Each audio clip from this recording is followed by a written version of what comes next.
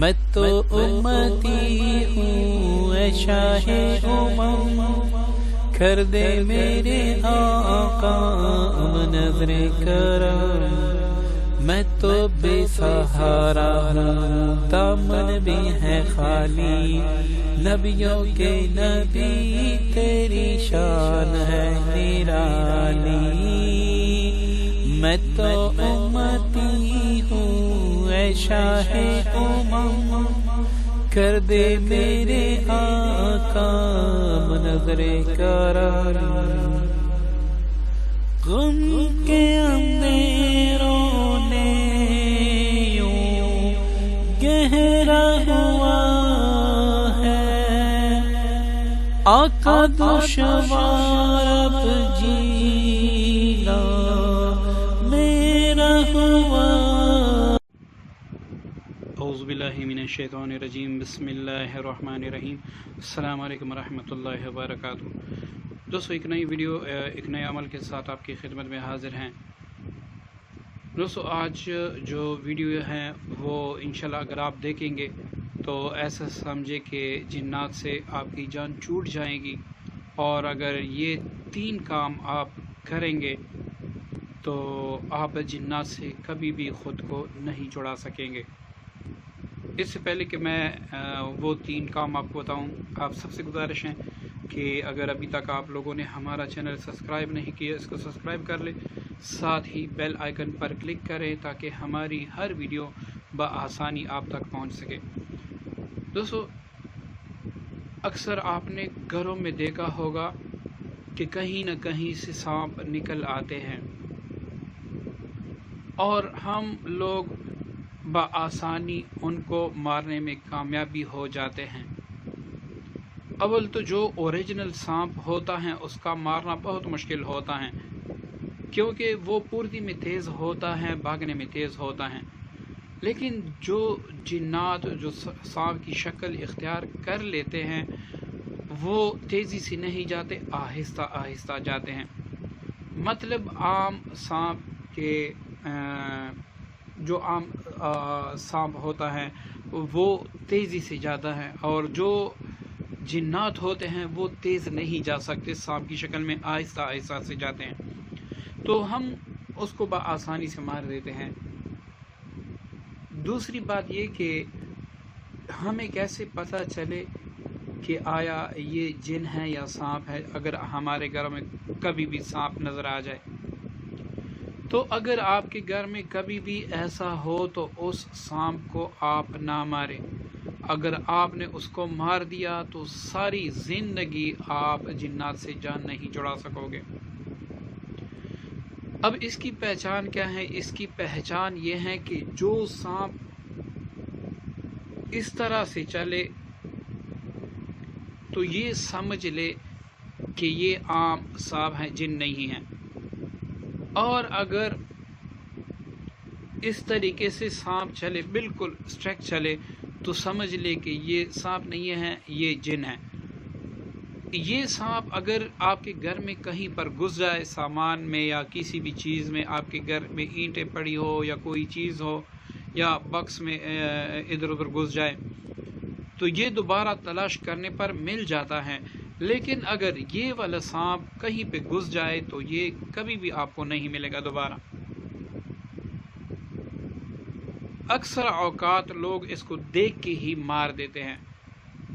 اب اگر آپ نے اس کو مار دیا تو یہ آپ کے لیے ایک عظیم دشمنی بن گئی، پھر ان کے قبیلے ہوتے ہیں، قبیلہ در قبیلہ آپ اپنے آپ کو نہیں چھڑا سکیں گے۔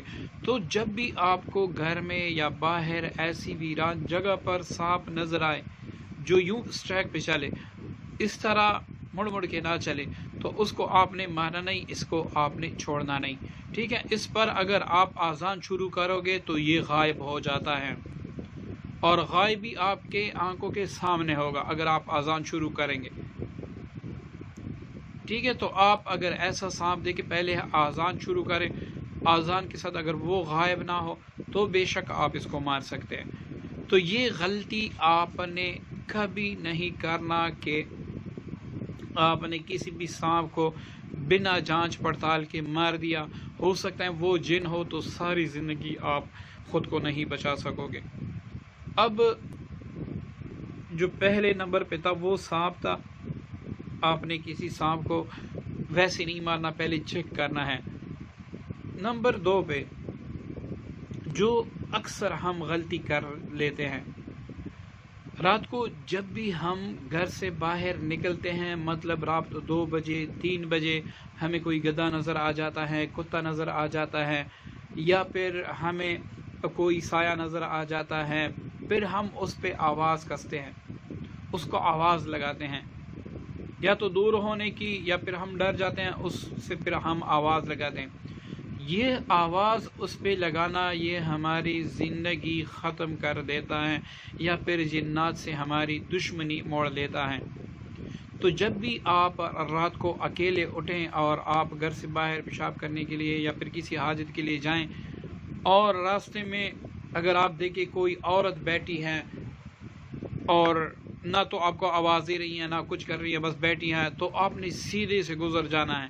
اگر کوئی مرد بیٹھا ہے، اس کی پیٹھ آپ کی طرف ہے، آپ نے اس کو آواز نہیں دینا، نہ اس کو دیکھنا ہے۔ اس وقت آپ جب دیکھیں گے تو یا تو وہ آپ سے دشمنی موڑ لیں گے، یا پھر ایسا ہوگا کہ آپ زندہ ہی نہیں بچیں گے۔ اور یہ ہمارے گاؤں میں بھی اور بہت سی جگہوں پر مشاہدہ بھی ہوا ہے کہ کوئی عورت بیٹھی تھی تو قریب جانے والا وہ 5-6 دن کے بعد پھر سکتے میں رہا، پھر مر گیا۔